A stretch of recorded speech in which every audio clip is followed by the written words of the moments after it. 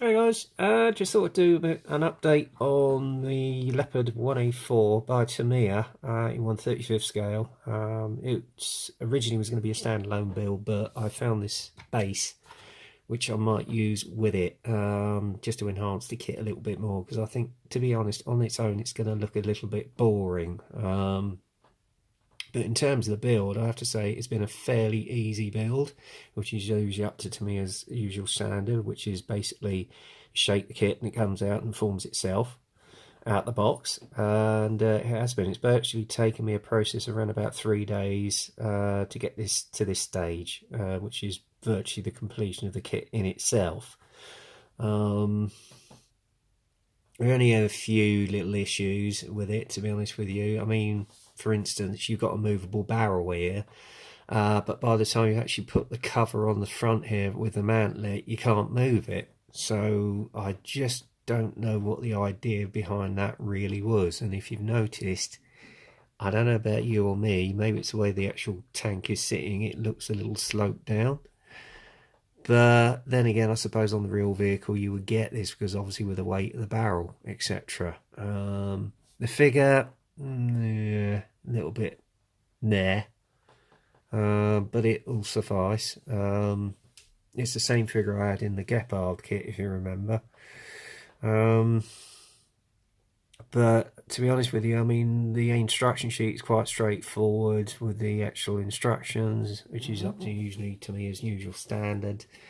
Detail isn't too bad on it for its age, because I think this kit was released around about 72 or 71, I'm not sure. Maybe early, I'm not sure. When this vehicle first went into operation over in Germany. And having seen the real thing, it is an impressive beast. I mean, when you see 3 of these going around the arena at Bovington, you can actually feel the power going through your chest, and it is an immense vehicle and it has an immense presence about it, and by God, can they shift. And as I don't know if you've noticed with the Leopard, it's got the unusual arrangement that you've got the idler wheel at the front here and the sprocket at the back. Now, whether that's to do with speed and efficiency or overall handling of the vehicle, I have no idea. You find this, I think, on most versions of the Leopard, going from the 1 up to the 2 today, I think. But yeah, quite an unusual arrangement as regards to running gear. Yeah, as I say, it was a pleasure to build, considering the trouble I'd had with the Chally 2 from Trumpy. Quite a contrast, to be honest with you. And in terms of fit, very good.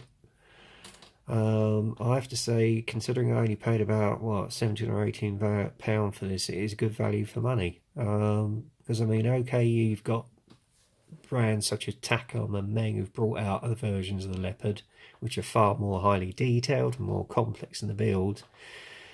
But if you're not looking to spend around about £40 plus on a kit of a Leopard, whichever version it may be, then this is the one for you, I would suggest, because it is good value for money. Yes, you may have the possibility of maybe enhancing it a little bit more. That's entirely up to you and your preference, but I just bought it in as an easy build. Yeah, okay, I mean, admittedly on the optics here for the driver's section you've got no glass, but then again you can probably use some crystal clear in it, so that's not a problem really, which is possibly what I'm going to do. And yeah, the figure's a bit naff, but and it's I have to say, I think it might be a little bit overscale, in all honesty. Maybe I'm wrong, I don't know, but I mean, for its time, it still stands up not bad.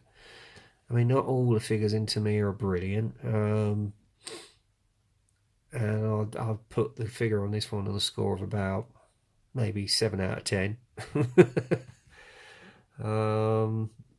But yeah, as I say, this was one of the earlier editions that were in Tamiya's armour range at the time. I mean, for its time, it still stands up well, I have to say. The build is lovely.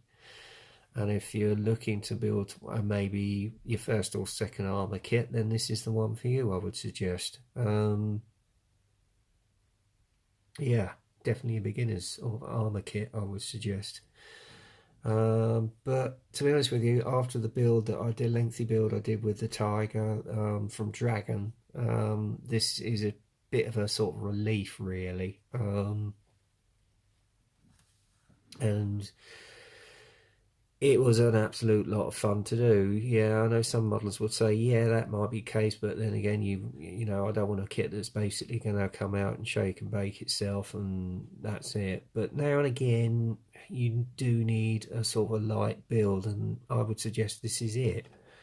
Otherwise, if you keep going into lengthier and lengthier and lengthier builds, your mojo starts sapping a bit, and I just wanted to do something a little bit different. Now, not normally do I do modern armour. I mean, I'm mostly interested in Second World War, from First to Second World War up to then, but for a Cold War vehicle, I thought this would be a pleasant change. And having seen them perform at Bovington, that sort of inspired me as well.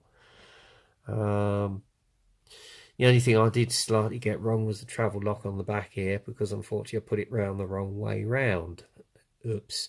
But I managed to sort it out and get it back, and admittedly I couldn't get it to move, so I just glued it in place as though it stowed. So there you go. But the back of the detail's not too bad with the rear headlights, etc.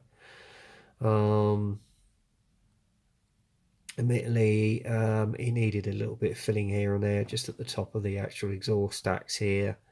At the front glacis right here, I just needed to put a little sprue glue there. Maybe around the edges of the top of the turret here, but overall it fits perfectly. It's beautifully engineered. The only thing that's a drawback on this, which I did find that caused a bit of a problem, were the tracks. Yeah, they aren't the best, although the detail on them isn't bad. Admittedly, I got the left hand side track on fairly well, but trying to get the right hand track on was an absolute struggle, and in the end this snapped on the idler wheel and came off. So for the purpose of this video, I've actually got it stuck in with some blue tack at the moment. But I'll probably glue that into place when it's near the end of the assembly. Yeah, it was a bit of a disaster, that. And the only setback was obviously where you put the cover on, you can't move the barrel, which is a bit of a pain. So yeah, that wasn't very well thought out by Tamiya. But as I say, this is one of their earlier armour kits. But yeah, it stands up pretty well, I would suggest. I mean, the next thing I'll probably do once I've finished doing a certain amount of filling on this is get everything into primer, possibly including the base if I decide to go ahead with it. And then it's a case of getting the base coat on. Now, I'm sort of umming and ahhing on whether to do, if I can find the box. Oh, here we go. If I show you it.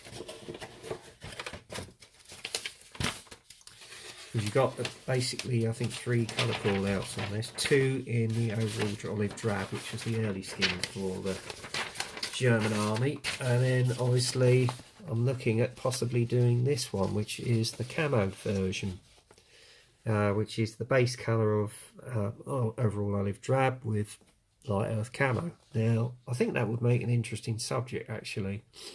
Or I could go the route of a more traditional camo on the old German tanks of the 3-tonal, which was probably the last colour scheme this was in.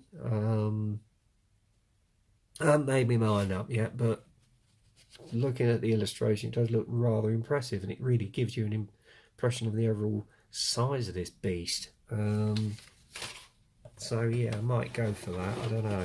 I'm sort of umming and ahhing on it, really. I don't know if there's anything really more I can mention about this kit. Yeah, admittedly the barrel is a 2-piece barrel, and yeah, I had to put a little bit of sprue glue on the over it, which I've got to sand down, because there was a little bit of a gap on the seam, and also with the fitment to the actual manlet as well. So I put a little bit of sprue glue around that. But as I say, the next process is going to be priming and painting it, and then obviously we'll get into the weathering of it. I mean, the only thing I'm waiting for on the build of this now is virtually some main tracks which I've got in, aftermarket workable ones. What they're going to be like to build, I don't know. Probably a little bit monotonous, but I'm going to have a crack at it. And then I've got some aftermarket brass aerials coming in, just to enhance the detail in it, because if I use this burr, I think it's just going to look too thick on this kit.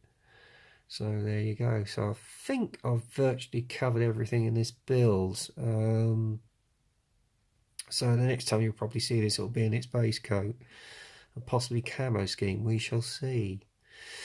Anyway, that's it for this update for now, guys. So until the next time, get kit crazy, happy modelling, and if anybody wants an easy build, maybe as a first or second armour kit, I would heartily recommend that you fork out £17 to £18 on this. I think I got it from Jadlam for that, I'm not sure, on eBay. So there you go. Anyway, until the next time, get kit crazy, happy modelling, and I will speak to you soon. Bye for now.